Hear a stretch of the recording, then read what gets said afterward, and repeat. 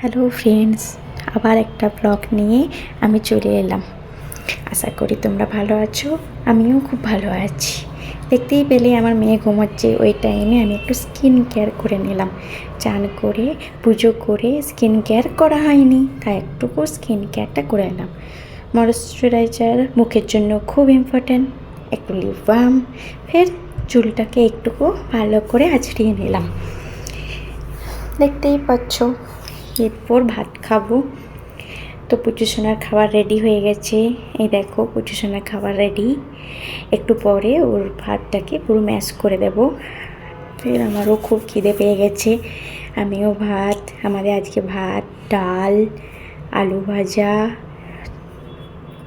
আর চাটনি করে একটু পুচুসোনার জন্য বেদানার জুস করে নিলাম, কারণ ও ঘুমোচ্ছে এখন, তাই আমি করে নিলাম।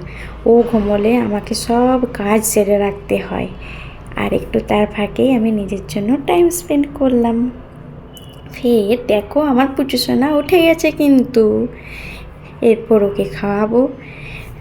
দেখো ও, আমি তো এরকম করেই খাওয়াই, কারা অন্যরকম করে খাওয়াও বা কারা এরকমভাবে তাদের বেবিকে খাওয়াও আমাকে কমেন্ট করে জানাবে। ফের চা দিয়ে ব্লগটা আমি শেষ